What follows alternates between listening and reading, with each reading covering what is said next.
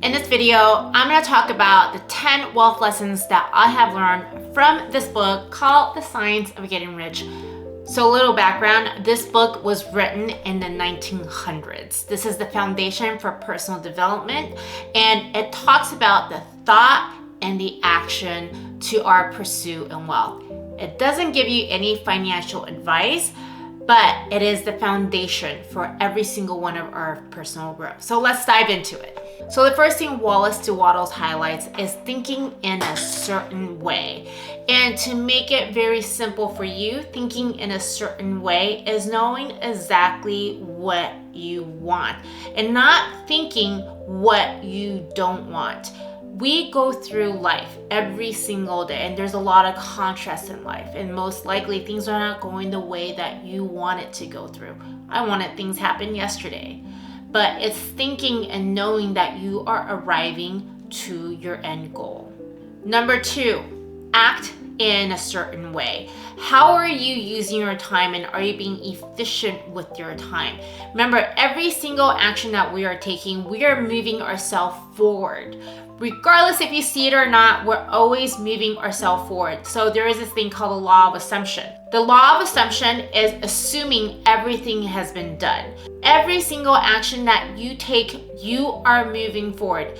If you're not creating what you want, then you're going through an experience, you're learning something that's bringing you closer. Always trust the invisible force. Number 3, abundance is available for all. Know that there is abundance. Abundance and lack do not coexist. It is very easy to think about what we don't have. I certainly live that way, being raised by a single mom, always living in the place of lack. I don't have money, I don't have the resources. But know that there is more and there is plenty. And the minute you start to shift your mind, seeing that, that's what comes into your life. It starts with seeing what you want. That's the first thing. It starts to acting as it's already happening and acting very efficiently, and knowing that there is plenty of opportunity, because we don't want to be in the space of competing. We want to be in the space of creating. And number 4, probably one of the most powerful tools is gratitude will unlock the abundance. Every single time when I feel like I'm not good enough, I feel like I'm getting rejected, when I feel very little and I feel in the space of lack, or even sometimes being victimized by myself, I give myself a lot of gratitude. I started to give gratitude to people around me. I started to give gratitude for my life experiences, where I have grown, where I'm at today.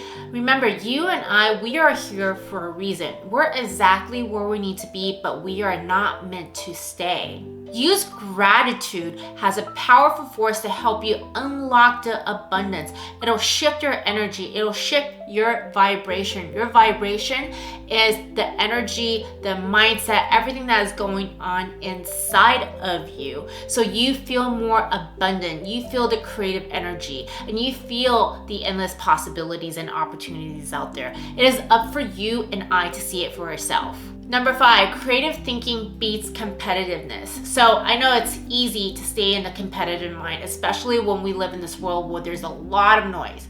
So the goal is to be innovative, be creative. Instead of saying this is how it needs to be, when we are thinking creative, when we are innovating, we are coming out a new way to accomplish where we are heading. The logic is something that has been done in the past. We've done it before. So that's why you can see that how it makes sense. But let me tell you this. This is one thing that I've learned. This is where you want to embrace the uncertainty, because the minute that I start to realize that I am embracing uncertainty, this is the time where I am creating. And I keep my mind focused on my goals, which is thinking in a certain way. And when I am thinking in a certain way, my creativities and ideas start to run raw, and my infinite mind starts to come out with all these imaginations and ideas and solutions that is in front of me. Which leads to the next point. Clear vision is essential. So crystal clarity on the life that you want is going to be very important. Most people, they don't achieve their goals not because they don't know how to, it's because they don't know where they're heading. And when we first start our process, it's okay if you don't know what you want. then this is the opportunity for you to ask yourself, what would I love? What do I want? When you start to form a direction, it is okay if it's not clear at the very beginning. As long as you have a direction, you're taking these action and moving forward, everything will become clear. You'll start to see what doesn't work, what works. It's like dating. When I first started dating, I don't know what kind of guy I wanted to be with. I just knew one day I wanted to get married. And by doing that, I started to date different guys, and I learned what I like, what I don't like, who I am and whatnot, and it's a personal growth process. Same thing, the more that you are moving forward, the more clear that you are going to see your path. And every single one of us, we operate in mental images. Our mind thinks in images. When you have clarity, then that's when you can put the puzzles together. Van Gogh, he sees it in his mind before he paints. And you and I, we see the story in our head, the narrative in our head before we start to create. It's a co-creation process. The next point is faith and purpose-driven results. So as we move forward, every single one of us, we have our purpose in life. Some people call it why, some people call it the burning desire. But know and start to identify what your purpose in your life is. My purpose is to create positive impact around the world and continue to raise leaders. That's what drives me, and that's what fuels me. And faith is knowing that it's gonna happen. Faith is not when it doesn't happen, it's not meant for me. Faith is when it's not happening, or when it looks like it's not happening, you know in your gut and your subconscious it is happening. That is when we move into the effortless flow. You gotta know where your desire, your faith, your why is coming from, and you gotta have faith. That is seeing, that is being, that is knowing. And the next point, number 8, give more and value than you take. This is something that I wish was taught in college or even in school. The more value that you will give to someone, whether it's at work, whether it's for a client, whether it's for the community, you want to be irreplaceable. There is this thing called the more you give, the more you receive. Before I understood this, my thought process in the past was, if I give you this, then what do I get in return, right? That is a lack. That is not coming from a place of abundance. The more that you give, what happens is you're building good relationships, you're creating value, you're actually building a better wealth foundation, and just allow things to receive. The more I would cling on to, when am I gonna receive? When am I gonna get something back?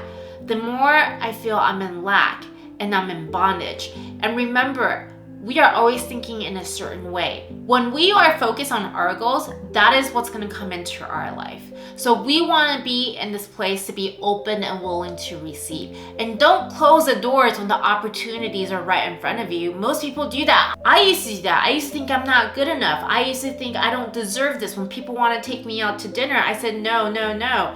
But now I'm open and ready to receive. So the more you give, the more you receive. And the most important thing, and it makes you feel good, it makes you feel valuable. And we all strive for growth and acceptance. While we cannot control others, we can control ourselves. Number 9, success requires persistence. We all wanted everything done yesterday. But I have learned rejection is a part of the way. Failing is a part of the way. Persisting is you keep going. That is where the unwavering faith comes in. Persistence and faith, they go hand in hand. When you can see what you want, you can think a certain way, you can act a certain way, you can be a certain way, you're applying faith and desire. This is the formula that we're giving you right now. And you start to take action, and as you persist, everything will happen for you. The key is being able to let go of the timeline. And I know that is really hard because trust me, I'm working on a few goals and I have been persisting for years. The mindset shift for me as I am persisting forward is every single step that I am taking forward, I am going into a new direction. When I take 9 steps backwards, it's only because this didn't work, but I'm meant to learn something. So when I take another step forward, that one step, it's already a leap. They call it the quantum leap because I will be doing it very differently. I would have more experience, I have more wisdom, and I have more confidence. So that being said, when you know there is something that you love, you have got to persist. Persist in success, they go hand in hand. And one of the last and most meaningful lesson is wealth is meant to live fully. Depends on how you're raised. We probably all have a very different relationship with money. I certainly didn't have a good relationship with money because I was raised by a single mom that was struggling to raise 2 kids. So naturally, I had a lack mindset and I was hoarding money out of insecurity. I have learned money is here for us to expand our life. Money can be earned. Money is energy. Money is flowing everywhere. So understanding that money is here to help us, wealth is here to help us live a joyful life, live a life of love. And once I understood that, that's where, for myself, the let go and let God comes in.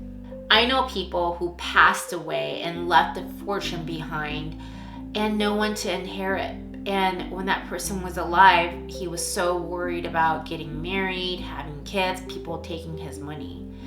And the question then I ask is, when a person leaves, when we are transitioning into the spiritual form, are we able to bring the money away with us? No. So why not live a good life right now and use it to expand your life? It could be giving back to the community. It could be helping someone. It could be contributing some kind of value. It could help you. It could mean giving yourself and your family a better place to live. Whatever that means, because every single one of us, we are going to desire different things. For me, it's my kids and my family that is very important to me. That also drives me. And then the community that I have. And follow this video right here. If you want to be studying with me chapter by chapter, I'm going to go deep dive into this. I'm going to teach you everything that I've learned, and I'm also a student. I'm going to be learning as we grow together. If you want to join me, every video I'm going to cover 1 chapter, and on top of that, if you want to buy the book, the link is below, and I'll see you in the next video.